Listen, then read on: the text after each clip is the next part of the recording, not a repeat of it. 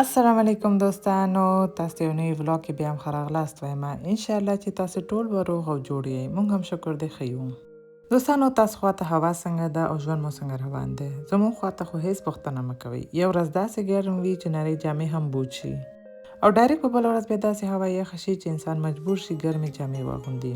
بیخي بې سره غونډې هوا ده، او په کومه ورځ چې ګرمه شي نو بیا موږ یو پلان جوړ کړو او موقع نه استفاده وکړو او ماشومان یو ځای ته په چکر بوځو. څو ورځې مخکې هوا ښه وه، وروستۍ ورځ هم وه، نو ټولو یو ځای پلان جوړ کړ او په چکر لاړو. نو ټولو ځان سره یو څه ناست جوړ کړل او هلته وړلو دپاره مې د ژوند ملګري په فرمایش چاټ جوړ کړ او بعضې نور شیان ماشومانو ته. چاټ مې د ژوند ملګري ځکه خوښ کړ چې کوم ځای ته تلو هغه لږ لرې و، او هغه ویل چې داسې یو شی جوړ کړه چې ګرمولو ته پکې اړتیا نه وي او یخ هم ښه خوند وکړي. نو دې رسیپي نه بل ښه پیدا کېږي نه، نو همدې دپاره مې چاټ جوړ کړ. دا زما د ماشومانو هم ډېر خوښېږي. دا چې سهار وخته تلو نو یو نیم کارونه مې یو شپه مخکې تیار خلاص کړل. لکه نخود مې تیار شپې نرم کړل، بیا دیګ بخار کې مې اوبه او خیشتې شوي نخود واچولې او تقریبا 30 دقیقو دپاره مې بخار ورکړ چې نخود نرم شي. ورپسې مې یو خوندور غوندې شنه چکني هم جوړه کړله. رومیان، شنه مرچک، تازه دانې او هوږه مې میده کړله. دا ټول مې بیا برقي مکسر کې واچو. د دې په سر مې بیا سرکې والا مرچک، مالګه او لیمو هم واچو. ښه صحیح مې مکس کړ چې مواد سره مکس شي. دا مې بیا یو لوښي کې واچو، یخچال کې مې کېښودم. سهار نو بیا تقریبا 6:30 بجې له خوبه پاڅېدم تر څو دا هر څه په وخت تیار کړم او 8 بجې حرکت وکړو. نو همدې دپاره اول مې څو دانې کچالو په یو د بخار کې واچول. 15 دقیقو دپاره مې بخار ورکړ چې نرم شي. بیا مې نو چاټ دپاره مستې جوړې کړلې. کورنۍ مستې مې هم تیارې ورځ مخکې کور کې جوړ کړې او ښه ترشې مستې مې جوړې کړې وې. مستې مې په یو کاسه کې واچو. د دې په سر مې بیا شنه چکني، سره چکني، املي چکني، دا دواړه چکنیګانې تیار راسره کور کې موجود وې، نو هماغه مې وکارول. البته دا مې هم خپله جوړ کړي وو. دانه‌دار سره مرچک، مالګه، چاټ مساله او سره مرچکو پوډر مې هم پکې واچول. دا ټول مواد مې ښه سره مکس کړل. ورپسې مې د چاټ دپاره چې کوم نور شیان پکار وي لکه رومیان، پیاز، سرکې والا بادرنګ، تازه دانیا، دا ټول مې میده کړل او یو څنګ ته مې کېښودل.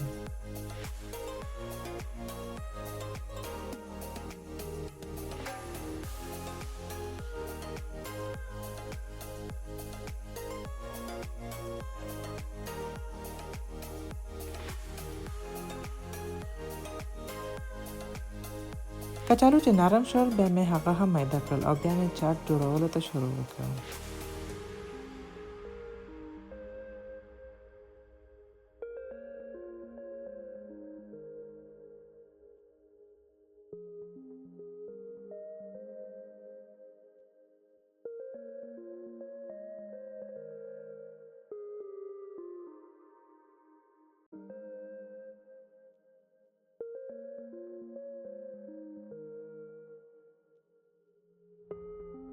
ورپسې بیا یو غټ شیشه‌یي لوښي کې جوش شوي نخود او کچالو واچول. دا مې بیا لږ سره مکس کړل.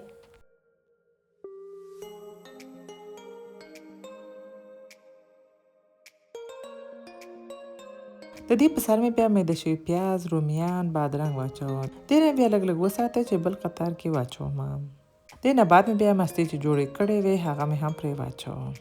رومیان او دا نور مواد مې چې ساتلي وو نو هغه مې هم په سر واچو. چکنیګانې او تازه دانیا مې هم پرې واچوله. نو بیا دا چاټ تیار شو. دا مې بیا تر دګه پورې یخچال کې کېښودم. دا چاټ زما د لوړکۍ دومره خوښېږي چې همدا اوس نه لګیا وه چې راته واچوه. نو ما ورته وویل چې لږ صبر وکړه، هلته ورسېږو نو بیا به یې وخورې.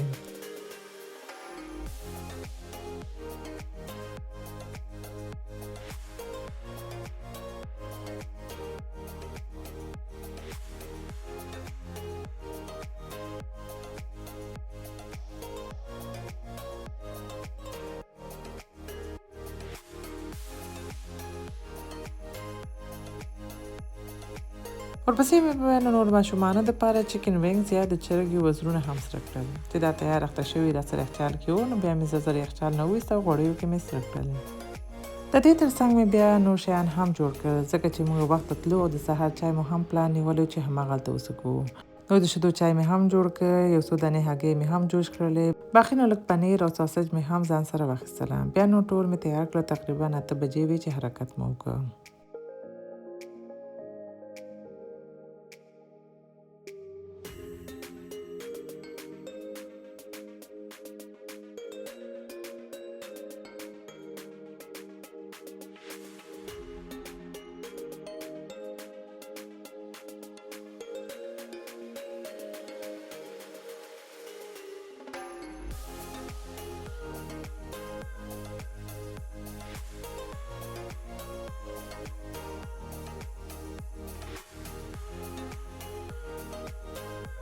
حرکت مو چې وکړو نو اول مو موټر کې تیل هم اچوه ځکه چې 3 ساعته لاره به نو چې کافي تیل موټر کې وي لا ښه وي. او زما د ژوند ملګري عادت دی چې موټر کې همیشه کافي تیل اچوي. که چیرې موټر کې تیل کم وي نو سخت موډ یې آف وي او وایي که موټر کې تیل نه وي داسې راته ښکاري لکه زه چې تږی یم. نو همدې دپاره هېڅ خوند نه ورکوي چې موټر کې تیل کم وي او همیشه کوشش کوي موټر کې تیل تیار وي. دوستان اتریش ډېر ښایسته د چکر ځایونه لري لکه تږې سپینې اوبه، شنه غرونه او درې او لوی لوی ډنډونه او ډېر ښایسته د چکر ځایونه لري. دا هم هماغې نه یو دی چې دې ځای ته والفګنګ ځای وایي او دا د اتریش ښایسته ډنډونو نه یو دی.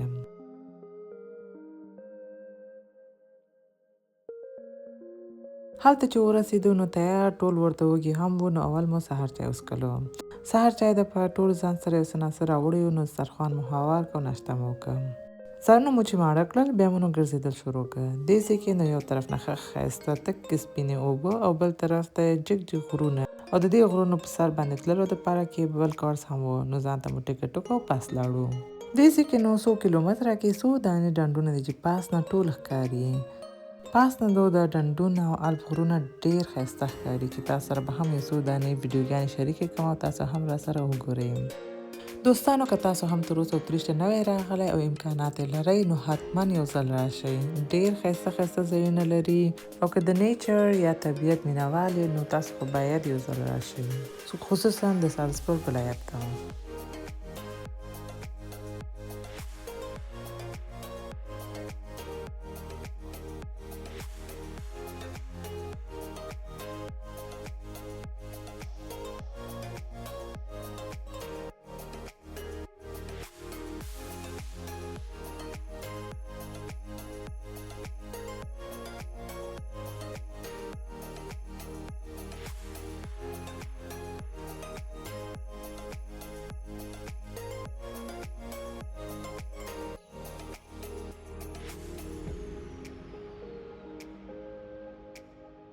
او دې ځای نه بعضې خلکو پراشوټ کې ځانونه هم خوشي کول. هسې دوستانو زه خو دومره زړه نه لرم چې پراشوټ کې ځان اسمان نه خوشي کړم ځکه چې ډارېږم. کنې ژوند ملګري مې څو ځلې راته وویل چې راځه په دې کې هم چکر درکړم ولې ما ونه منله. تاسو څنګه دوستانو تاسو کولی شئ پراشوټ چکر ووهئ کنې تاسو ته هم د خطرناکه ښکاري؟ کنې ښه دا دی چې انسان خپل ډار ته ماتی ورکړي او هر څه ټرای کړي. فلحال خو زه دومره زړوره نه یم چې داسې شیان امتحان کړم. که چیرې وروسته تکړه شوم نو بیا بېله خبره ده. فلحال د فارسیوانانو خبره ما راتېر ښه نو بیا خو لږ دې خوا خوا وګرځېدو، ستړي هم شو نو ماشومان وږي شول او پاس فقط محدوده شیان خرڅېدل. نو بیا مو ماشومان ته لږ چپس او ځان ته مو کافي واخیستله. تقریبا 3 ساعته پاس وو نو بیا نو دوباره لاندې راغلو.